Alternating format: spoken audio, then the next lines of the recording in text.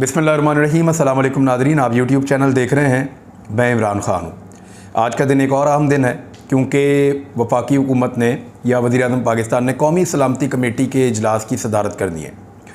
इसके अंदर फ़ौजी क़यादत बैठती है और काबीना के अरकान बैठते हैं। वज़ीर-ए-आज़म पाकिस्तान इसकी सरबराही करते हैं। आर्मी चीफ़ होते हैं, DG/ISI होते हैं, DG/ISPR भी गालबन वहाँ पे होते हैं और दीगर लोग वहाँ पे बैठ के कौमी सलामती के मामलात के ऊपर बातचीत करते हैं। ये हमेशा से यह मीटिंग होती रहती है। पाकिस्तान में कौमी सलामती के इशूज़ जो हैं वो रहते हैं। ख़ास तौर पे हमारे जो सरहदी इलाके हैं, अफ़गानिस्तान के साथ लगते हैं या भारत के साथ लगते हैं, इनके ऊपर और पाकिस्तान के अंदर दहशतगर्दी के मामलात भी अक्सर होते रहते हैं। तो उनसे निपटने के लिए ये बड़ा अहम फोरम है। लेकिन इस मरतबा इस मीटिंग से पहले कुछ चीज़ें हुई हैं, आप ज़रा गौर कीजिएगा। मुझे ऐसा लगता है कि पाकिस्तान की फ़ौज को एक कंट्रोवर्सी में घसीटने की कोशिश की जा रही है और ये चीज़ मैं आपके सामने रख देता हूँ कि मुझे ऐसा क्यों लगता है। देखिए, वज़ीर-ए-आज़म मुलाकात करते हैं आर्मी चीफ से और DG/ISI से, और उसके बाद पार्लियामेंट के अंदर करारदाद आ जाती है अदलिया के ख़िलाफ़, यानी अदालत के फ़ैसले को मुस्तरद कर दिया जाता है उस करारदाद के अंदर। और करारदाद मैंने आपको पिछले वीलॉग के अंदर पढ़ के सुनाई है कि एक्चुअली वो करारदाद कहती क्या है। लेकिन इस करारदाद के हवाले से कुछ बड़े अहम सवालात हैं जो अब उठना शुरू हो गए हैं। यानी इस करारदाद को किन लोगों ने पेश किया और इस पे दस्तखत किन लोगों के हैं। एक तो बलूचिस्तान अवामी पार्टी की जानिब से इस करारदाद को पेश करवाया गया। दूसरा, जो करारदाद के ऊपर दस्तखत मौजूद हैं उन्होंने एक बड़ी अजीब सूरत हाल पैदा कर दी है। यानी करारदाद पे दस्तखत करने वाले ज़्यादा लोगों का ताल्लुक मखसूस नशिस्तों से है। यानी उन लोगों को, आपको पता है, सीट मिलती वफादारी के एवज़ है कि आप हमारे वफादार रहें, हम आपको ये नशिस्त दे देंगे। कोई बड़ा लीडर इस करारदाद पे दस्तखत नहीं कर सका। शहबाज शरीफ ने खुद भी इस करारदाद के ऊपर दस्तखत नहीं किए। बिलावल जरदारी ने इस करारदाद के ऊपर दस्तखत नहीं किए। खुर्शीद शाह साहब के मुझे इसके ऊपर दस्तखत नज़र नहीं आए। यानी पॉलिटिकल पार्टीज़ के राना सनाउल्लाह साहब के भी मुझे इसके ऊपर दस्तखत नज़र नहीं आए। वो लोग जो अपने सियासी मुस्तकबिल को महफूज रखना चाहते हैं, उनमें से किसी ने भी इस करारदाद के ऊपर दस्तखत नहीं किए। क्यों नहीं किए, ये एक अलग बात है। वैसे अगर इस करारदाद के ऊपर पूरे 300 से ज़्यादा लोगों के भी दस्तखत होते तो फिर भी इसकी कोई कानूनी हैसियत नहीं थी।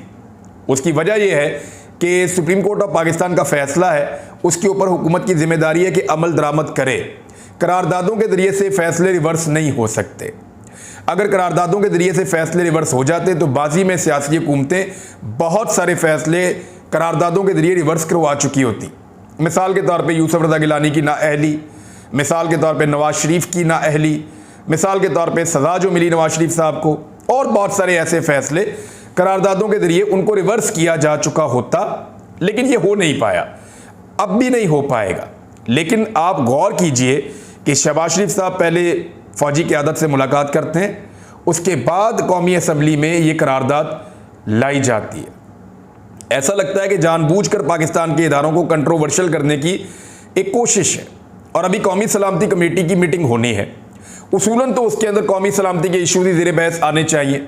लेकिन आप गौर कीजिए कि कुछ ऐसे सहाफ़ी जिनका ताल्लुक PMLN के बहुत करीबी हलकों से है या वो PMLN के बहुत चहीते हैं, मैं आपको बता देता हूँ। एक्चुअली इसमें जो लोग PDM के बहुत करीब हैं, उनमें से चंद सहाफ़ियों ने, जिनमें हामिद मीर शामिल है, इन लोगों ने इस चीज़ को हवा देना शुरू की कि कौमी सलामती की कमेटी बहुत अहमियत इख्तियार कर गई है, वो मीटिंग बहुत ज़्यादा अहम हो गई है क्योंकि आज असम्बली ने मुस्तरद कर दिया है सुप्रीम कोर्ट ऑफ पाकिस्तान का जो बेंच का फ़ैसला है, उसको मुस्तरद किया पंजाब में और खैबर पख्तूनख्वा में इलेक्शन के हवाले से।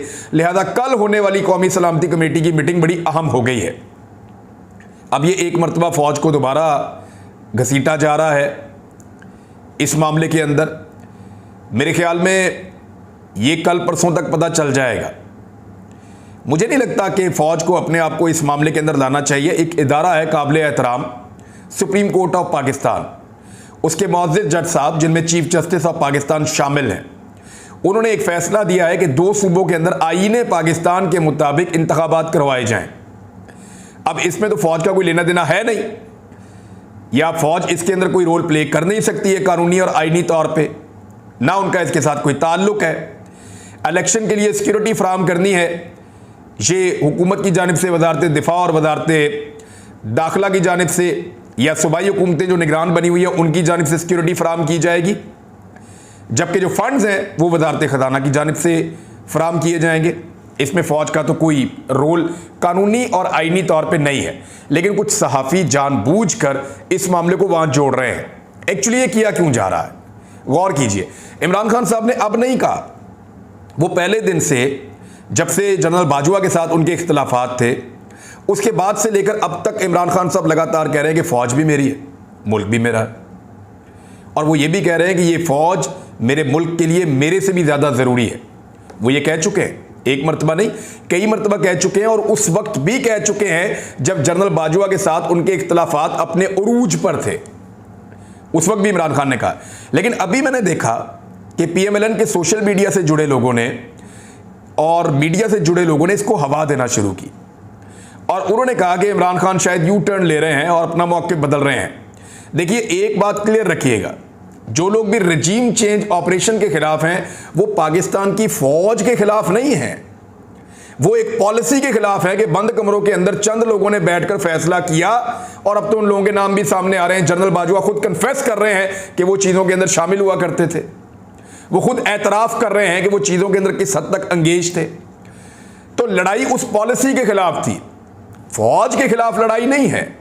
ये पहले दिन से लेकर अब तक बात बड़ी क्लियर है। इमरान खान साहब ने भी बड़ी क्लियर रखी है कि मेरी फौज मेरा मुल्क है, और इसीलिए वो ना मुल्क छोड़कर जाते हैं, ना वो फौज से झगड़ा करना चाहते हैं। और कई मरतबा उन्होंने कहा कि पाकिस्तान की सबसे बड़ी सियासी जमात को फौज के साथ लड़ाने की साजिश हो रही है, और अब एक मरतबा फिर यही कोशिश की जा रही है। लोगों को गुस्सा दिलाने के लिए इस किस्म के स्टेटमेंट दिए जाते हैं कि अब क्या बयानियां लेकर आएंगे, अब तो फौज के साथ सुलह हो गया। वो फौज के साथ जंग नहीं थी, लड़ाई जो है वो बंद कमरों में फैसला करने वाले चंद ऐसे किरदारों के साथ थी जो इस मुल्क का फैसला एक बंद कमरे में करके कौम के ऊपर मुसल्लत कर देते हैं, और एस्टेब्लिशमेंट के साथ एक लड़ाई है।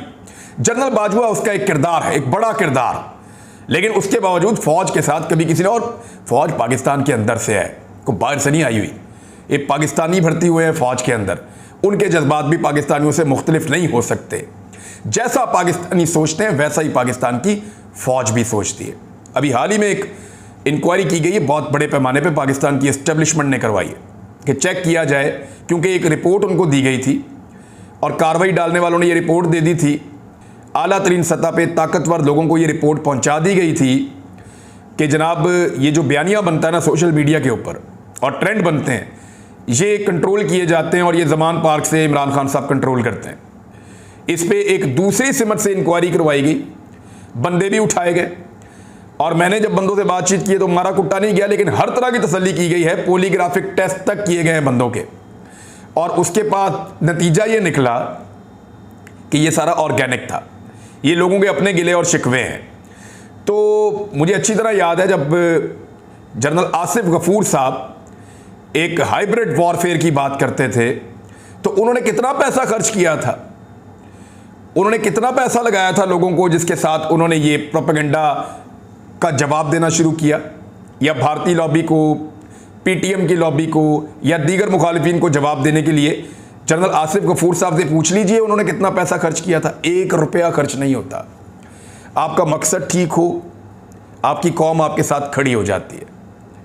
जब भी कभी आप पाकिस्तान की बात करेंगे पूरी कौम आपके साथ खड़ी हो जाएगी, लेकिन जिस वक्त कौम को ये लगता है कि कोई एक फैसला या कोई एक चीज़ इस मुल्क में गलत हो रही है तो वो अपना नैरेटिव उसके ऊपर बनाती है, और ये ऑर्गेनिक होता है। लीडर तो लीड करने के लिए होते हैं, बाकी तो पब्लिक की अपनी समझ बूझ और शऊर है, और पाकिस्तानी अल्हम्दुलिल्लाह शऊर वाले लोग हैं।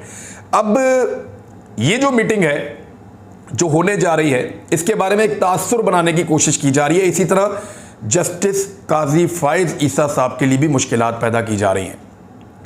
काजी फायज ईसा साहब पाकिस्तान की तारीख के वो पहले जज हैं जो चीफ जस्टिस ऑफ पाकिस्तान बनने से पहले मुतनाज़े बनाए जा रहे हैं एक पॉलिटिकल पार्टी की जानिब से। यानी हर जगह पे मरियम नवाज़ उनका नाम लेती हैं, हर जगह पे PMLN के लोग चीख चीख कर उनका नाम लेते हैं, जस्टिस काजी फायद ईसा साहब का, और उन्हें लगातार मुतनाज़े बनाने का अमल जारी है। काजी फायद ईसा साहब को चाहिए कि वो बुलाकर इनको बाउंड करें कि मुझे पॉलिटिसाइज ना किया जाए, क्योंकि एक जज चीफ जस्टिस ऑफ पाकिस्तान बनने से पहले एक पॉलिटिकल पार्टी उन्हें मुकम्मल तौर पे पॉलिटिसाइज कर रही है और इसका मौका उन्हें ज़्यादा देर तक नहीं देना चाहिए, क्योंकि ये बड़ा अहम मुकाम है, बड़ा अहम ओहदा है और इसके ऊपर बैठे हुए लोगों को कंट्रोवर्शियल नहीं बनाना चाहिए। वज़ीर आज़म ने सुप्रीम कोर्ट से कहा है कि अपने फैसले के ऊपर नज़रसानी करें, लेकिन अब फैसला तो बड़ा क्लियरली आया है। ना सिर्फ क्लियरली आया है बल्कि तमाम उससे जुड़ी हुई चीज़ों पे भी बाउंड कर दिया है सुप्रीम कोर्ट ऑफ पाकिस्तान ने। अब बाकी रह गए हैं 3 दिन। आज 7 तारीख है जब आप ये वीडियो सुन रहे हैं। 3 दिन के अंदर अगर फंड्स फ्राहम नहीं करती इलेक्शन कमीशन को वफाकी हुकूमत, तो फिर मामला आगे बढ़ेगा और पता चलेगा कि ये ऊंट किस करवट बैठता है। 2 बहुत बड़े बहरान आने वाले हैं पाकिस्तान पे, उनसे मैं आपसे बात करता हूं, लेकिन पहले अली अमीन गंडापुर की बड़ी ड्रामाई गिरफ्तारी हुई है। अली अमीन गंडापुर के तमाम मुकदमात में उनकी ज़मानत मौजूद थी, उनके वकला उनके साथ मौजूद थे और सेशन जज की अदालत के अंदर मौजूद थे। वहाँ पे उनके वकला भी थे, वो खुद भी थे, तमाम बेल्स उनकी मिल चुकी थी उन्हें। और उसके बाद जो वहाँ पे सीनियर पुलिस ऑफिसर जो DPO हैं डेरा इस्माइल खान के, वो आते हैं वहाँ पे और वो कहते हैं कि मुझे ऊपर से ऑर्डर्स मिले हैं कि मैंने अली अमीन गंडापुर को अरेस्ट करना है, हत्ता कि उनके खिलाफ कोई केस नहीं है। अदालत ने पूछा भी उनसे, लेकिन उन्होंने कहा कि नहीं, मुझे इनको गिरफ्तार करना ही है और फिर उनको गिरफ्तार किया गया। बल्कि वहाँ पे ये भी कहा गया कि इनके ऊपर तौहीन अदालत लग सकती है, तो वो उसके लिए भी तैयार थे। तो अली अमीन गंडापुर ने कहा कि ऊपर से ऑर्डर आए, तो ऊपर कहाँ से आ गए, ऊपर तो अल्लाह ताला है। बहरहाल अली अमीन गंडापुर ने तमाम जमानतें होने के बावजूद गिरफ्तारी दे दी है। लेकिन हैरत अंगेज तौर पे जैसे ही अली अमीन गंडापुर की गिरफ्तारी हुई, वैसे ही एक बहुत पुराना उनका क्लिप जो धरने के टाइम पे मौजूद था, उस क्लिप को निकालकर वायरल किया गया और जियो टीवी ने, समा टीवी ने 1-2 जगह पे और इसको वायरल किया गया। पहले से निकाल कर रखा हुआ था, इनको आइडिया था कि आज अली अमीन गंडापुर को गिरफ्तार किया जाएगा और गिरफ्तारी के बाद हमने ये वाला जो एक क्लिप है इसको निकाल के, जो ऑडियो का है, उसको हमने वायरल करना है। तो वो फौरी तौर पे वायरल किया गया कि जी ये वाला मामला है, इस वजह से गिरफ्तारी हो रही है, वैसा हो रहा है, ऐसा हो रहा है। एक्चुअली तो ये जंगल का कानून ही है, एक आदमी के पास जमानत मौजूद है और अदालत गिरफ्तारी से रोक रही है, उसके बावजूद गिरफ्तार करने वाला ये कहता है कि ऊपर से ऑर्डर है और ये भी नहीं बताता कि ऑर्डर किसने दिए हैं और कितना ऊपर से ऑर्डर है, तो ये चीज़ें वो नहीं बताता। बहरहाल अली अमीन गंडापुर की गिरफ्तारी से ये सोचा जा रहा है कि शायद इससे इमरान खान की सपोर्ट कम होगी या उनकी हिफाजत करने के लिए जो लोग आते हैं या उनकी सिक्योरिटी के मामला जो हैं उनमें रखना पड़ेगा। मुझे नहीं लगता ऐसा होगा, ये पाकिस्तान की अवाम का मामला है। पाकिस्तान की अवाम ने इमरान खान को लीडर के तौर पर फिलहाल कबूल किया हुआ है और वो उन्हें वोट भी डालना चाहते हैं, उनको सपोर्ट भी करते हैं, उनकी हिफाजत के लिए भी आते हैं। तो इसमें बंदे गिरफ्तार करने से मुझे नहीं लगता कोई फ़र्क पड़ेगा। फजलुर रहमान साहब का बहरहाल काफ़ी नुकसान कर दिया आज। अली अमीन गंडापुर अगर गिरफ्तार ना होते तो फजलुर रहमान साहब की सियासत डेरा इस्माइल खान में बची रहती। लेकिन अली अमीन गंडापुर की गिरफ्तारी से फजलुर रहमान साहब की मकबूलियत कम होगी डेरा इस्माइल खान में और अली अमीन गंडापुर की मकबूलियत में इजाफा होगा। वो पहले ही फजलुर रहमान को कई मरतबा शिकस्त दे चुके हैं, तो इस मरतबा फजलुर रहमान साहब की सियासत को पूरी तरह से तबाह कर दिया है। एक बहरान जिसका मुझे आपको बताना था, आटे और बिजली का एक बहुत बड़ा क्राइसिस आ रहा है। फ्यूल प्राइसेस पाकिस्तान में बहुत ज़्यादा बढ़ गई हैं और बिजली की कीमतें गुज़िश्ता 1 साल में जब से इंपोर्टेड हुकूमत आई है, इन्होंने कहा था कि हम आधी कर देंगे। आधी करने की बजाय इन्होंने दुगनी कर दी हैं बिजली की कीमतें। एक तो आम आदमी गर्मियों के अंदर जब पंखा चलाएगा, जब उसका बिजली का इस्तेमाल ज़्यादा होगा, पानी का इस्तेमाल ज़्यादा होगा, तो फिर वो बिजली का बिल नहीं दे पाएगा। दूसरा, बदतरीन लोड शेडिंग का आपको सामना करना पड़ेगा, वो इसलिए कि पाकिस्तान के पास इतने ज़्यादा वाटर रिजर्व्स नहीं हैं कि पाकिस्तान बिजली बना सके जून और मई के महीने में। मई और जून के महीने में बिजली का बहरान आएगा और आटे का एक बड़ा खौफनाक बहरान दोबारा पाकिस्तान में आ सकता है, क्योंकि देखें जो आटा 1100 रुपये की बोरी मिलती थी वो अब आपको 3100 रुपये की मिलती है और आने वाले वक्त में ये मज़ीद महंगी हो सकती है। उसकी वजह यह है कि सिंध के अंदर इस मरतबा गंदम की प्रोडक्शन कम हुई है गुज़िश्ता साल सैलाब की वजह से। पंजाब ने इस कसर को पूरा करना था, लेकिन गवर्नमेंट ने इस पर तवज्जो नहीं दी और कोई ऐसी पॉलिसी नहीं बनाई जिसके बाद ज़्यादा गंदम की पैदावार पंजाब में की जा सकती। तो जब पंजाब के अंदर पॉलिसी नहीं बनी और इसके ऊपर तवज्जो नहीं दी गई सियासी मामलात की वजह से, तो पंजाब में वैसे ही गंदम नॉर्मल तरीके से पैदा होनी थी। अब यहाँ पे यालाबारी हुई है, बारिशें हुई हैं खड़ी फसलों के ऊपर, और इस मौसम के अंदर यालाबारी बारिशें, धूप ना निकलना, इस चीज़ का मतलब जो है वो तमाम किसान भाई समझते हैं। टीवी पे तो खबर चलती है ना कि मौसम खुशगवार हो गया, लेकिन आप किसान से पूछें वो कितनी तकलीफ में होता है जब मार्च के आखिर में और अप्रैल में बारिशें हो रही हों। और इन बारिशों ने, यालाबारी ने काफ़ी नुकसान पहुंचाया है पाकिस्तान में फसलों को। और एक परसेंटेज है, मुझे भी इसका आइडिया नहीं है, लेकिन मेरे एक दोस्त बता रहे थे कि 15% से ज़्यादा का नुकसान हुआ है। अब इस नुकसान के बाद जो गंदम की कीमत है फी मन देही इलाकों के अंदर, वो 5,000 रुपये से भी ऊपर चली गई है। तो इतनी ज़्यादा गंदम फी मन कीमत होने के बाद कैसे मुमकिन है कि आटा सस्ता मिले? आने वाले दिनों में आटे का बहरान भी खुदा न खास्ता पाकिस्तान में पैदा होगा।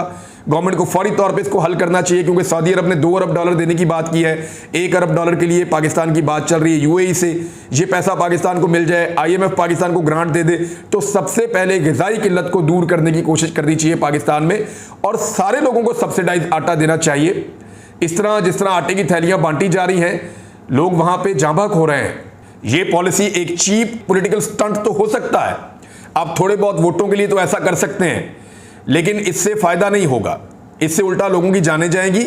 आप सस्ता आटा, सब्सिडाइज आटा पूरे पाकिस्तान के अंदर फराहम कीजिए, क्योंकि सफ़ेद पोश तबके की पहुंच से आटा बाहर होता जा रहा है। 1,000 रुपये अगर आप किसी आदमी को देते हैं और उसके अंदर 5 किलो 7 किलो आटा आता है, तो वो 1,000 रुपया तो उसका 4 दिन के अंदर ख़त्म हो गया, एक कुंबे का। तो ये भी अब कोई सपोर्ट रही नहीं। इलेक्शन कमीशन ने नाज़रीन ज़ाब्ता अखलाक जारी कर दिया इलेक्शन के हवाले से, जबकि राणा सनाउल्लाह साहब का ये कहना है कि गदर मच जाएगा पंजाब में इलेक्शन वाले दिन। ये उनकी ख्वाहिश हो सकती है, लेकिन उम्मीद है कि वज़ीर दाखिला को ऐसी बात नहीं करनी चाहिए। इलेक्शन साफ़ और शफाफ होना चाहिए। इंडिया के अंदर इलेक्शन फेजेस के अंदर होता है, दुनिया के कई मुल्कों में फेजेस में इलेक्शन होता है। पाकिस्तान की 22 करोड़ की आबादी है, 23 करोड़ की आबादी है। अगर यहाँ पर भी फेजेस में इलेक्शन हो तो कोई प्रॉब्लम होनी नहीं चाहिए, लेकिन इलेक्शन ज़रूर होना चाहिए। एक खबर मैं आपको जाते जाते दे दूं कि इसहाक डार साहब ने कहा है कि जितने लोग दरखास्तें जमा करवाएंगे हज के लिए, उन तमाम को हज पे भेजा जाएगा। उसकी वजह ये नहीं है कि गवर्नमेंट कोई बहुत अच्छी पॉलिसी लेकर आई है। हज को इतना महंगा कर दिया है और पाकिस्तान में महंगाई इतनी ज़्यादा बढ़ गई है कि हुकूमत के पास 90,000 का कोटा है और दरखास्तें ही मौसूल नहीं हुई। हज़ारों दरखास्तें अभी तक कम मौसूल हुई हैं। वो 72,000 कह रहे हैं कि दरखास्तें मौसूल हुई हैं। तो अभी भी अगर मज़ीद लोग अपनी दरखास्तें जमा कराएंगे तो वो भी हज पे जा सकते हैं। ऐसा पाकिस्तान की तारीख में पहली मरतबा हुआ है, और ये भी इम्पोर्टेड हुकूमत का एक कारनामा है। अब तक के लिए इतने ही। अपना ख्याल रखिएगा, अपने इस चैनल का भी। अल्लाह हाफ़िज़।